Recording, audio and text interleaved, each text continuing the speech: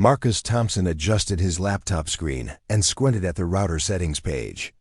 After 3 hours of troubleshooting his internet connection in his new apartment in suburban Millbrook Heights, he'd finally figured out the problem. The previous tenant had left their old Wi-Fi network name, and it was interfering with his new setup. Finally, he muttered, typing in his new network name, Marcus_Wi-Fi_2024. What Marcus didn't know was that his neighbor, Karen Whitmore, had been watching him through her kitchen window for the past hour. Karen had moved to Millbrook Heights 15 years ago, back when it was predominantly white and quiet, as she liked to tell people. The recent influx of younger professionals, especially those who didn't look like her, made her nervous.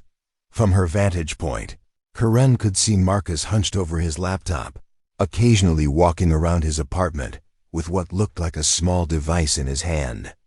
She'd noticed strange names appearing on her Wi-Fi list over the past few days.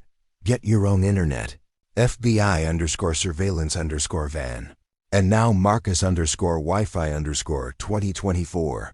That's it, Karen said to herself, reaching for her phone. He's definitely hacking into people's networks. She dialed 911 with the confidence of someone who'd called the police on neighbors for playing music too loud, walking dogs without leashes, and once for a postal worker she didn't recognize. 911, what's your emergency? Yes, hello, I need to report suspicious activity. There's a black man in apartment 4B who's been doing something with computers all morning. He's hacking into everyone's Wi-Fi. I can see the network names changing on my phone. The dispatcher, Maria Rodriguez, had taken thousands of calls during her 5-year career. She could usually tell within the first 30 seconds whether she was dealing with a genuine emergency or what officers privately called a Karen call. Ma'am, can you describe the suspicious activity more specifically? He has laptops and devices everywhere, and he keeps changing Wi-Fi names to inappropriate things. One said, get your own internet. That's clearly threatening. He's probably stealing people's identities right now. Maria sighed internally. Ma'am, changing Wi-Fi names isn't illegal. Are you sure? I pay my taxes, and I have a right to feel safe in my neighborhood, Karen interrupted. Just send someone over to check it out. Apartment 4B at Millbrook Gardens. 20 minutes later, officers James Mitchell and Sarah Chun knocked on Marcus's door.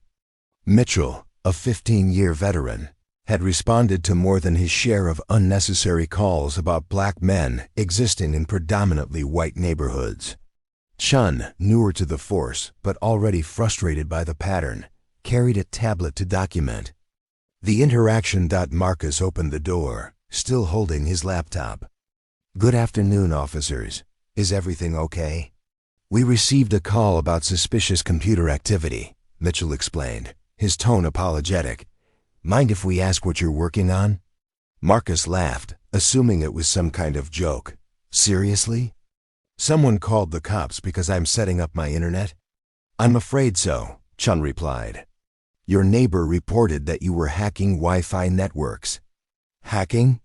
Marcus gestured toward his laptop screen, which still displayed his router's admin panel. I'm literally just changing my own network name. I moved in 3 days ago, and the previous tenant left their old router configuration running. It was interfering with my connection speed. Mitchell stepped closer to look at the screen. Having dealt with his own router issues at home, he immediately recognized the standard Netgear setup page. Sir, would you mind showing us some identification and proof of residence? Marcus retrieved his driver's license and lease agreement. As Chun examined the documents, Mitchell noticed something else on Marcus's coffee table that made him pause. Business cards scattered next to a professional camera and lighting equipment. Mr. Thompson, what do you do for work?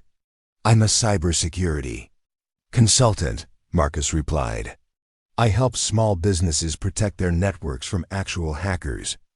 Ironic, right? Chun looked up from her tablet. Wait, are you Marcus Thompson from Thompson Security Solutions? My brother's restaurant hired you.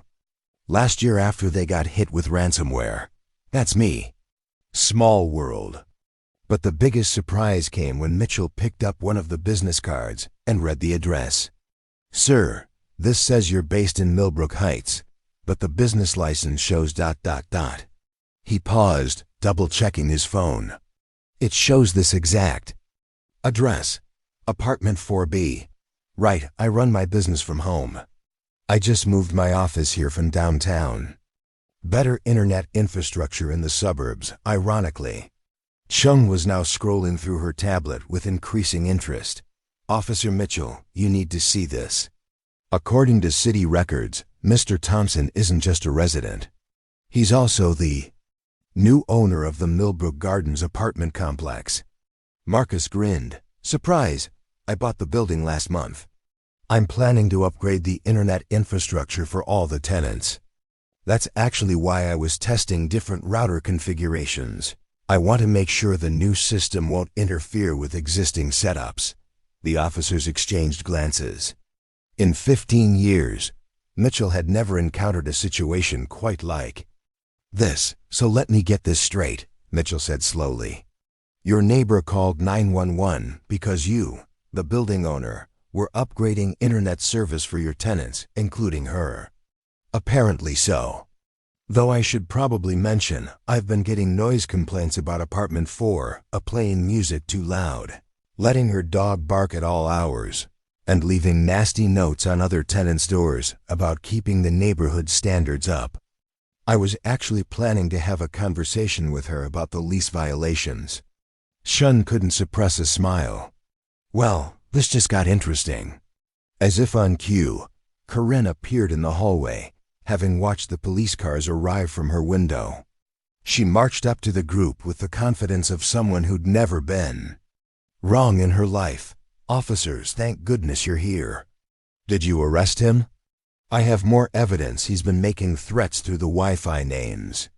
Ma'am, Mitchell began carefully, Mr. Thompson is the owner of this building. He was upgrading the internet service. Karen's face went through several color changes. Owner? That's impossible. I was told the owner was some investment company. Thompson Security Solutions, LLC, Marcus said, holding up his business license. That would be my investment company. The silence stretched for several seconds before Karen found her voice again. Well, he was still being disruptive, and those Wi-Fi names were inappropriate. Chun consulted her tablet. Ma'am, according to our records, you've called 911 17 times in the past 2 years. 13 of those calls were classified as non-emergencies. The system flags excessive use of emergency services. I'm just trying to keep the neighborhood safe. Marcus cleared his throat.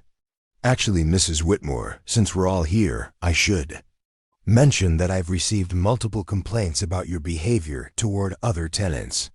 Harassment, noise violations, and intimidation tactics are all lease violations. I was planning to schedule a meeting with you this week to discuss these issues. Karen's mouth opened and closed like a fish out of water.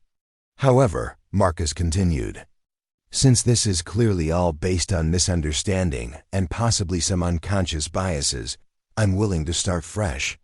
I'm planning a building meeting next week to introduce myself to all tenants and discuss the internet upgrades. I hope you'll attend. Officer Mitchell had been thinking during this exchange. Mr. Thompson, would you be willing to speak to some community groups about cybersecurity? We get a lot of calls about online scams, and people could use education. From a professional. Absolutely. I actually do free seminars for senior citizens and community groups. It's part of my business model. Education prevents more problems than reaction. Karen, realizing that her complaint had backfired spectacularly, mumbled something about misunderstandings and retreated to her apartment. As the officers prepared to leave, Chun handed Marcus her card. My brother would love to know you're in the neighborhood. He's been expanding his business and could use ongoing cybersecurity support. Tell him to give me a call. I offer discounts for local businesses.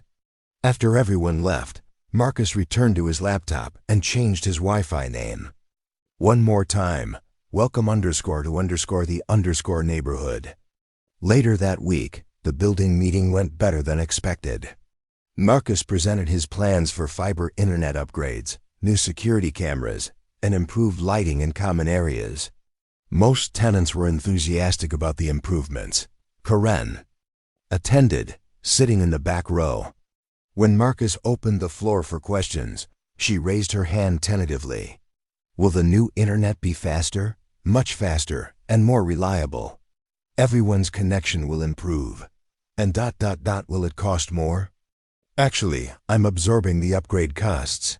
Consider it a welcome gift from your new landlord. For the first time since Marcus had moved in, Karen looked directly at him. Thank you, she said quietly. 6 months later, Millbrook Gardens had become known as the best-connected apartment complex in the city. Marcus's business thrived, partly due to referrals from satisfied tenants. And Karen?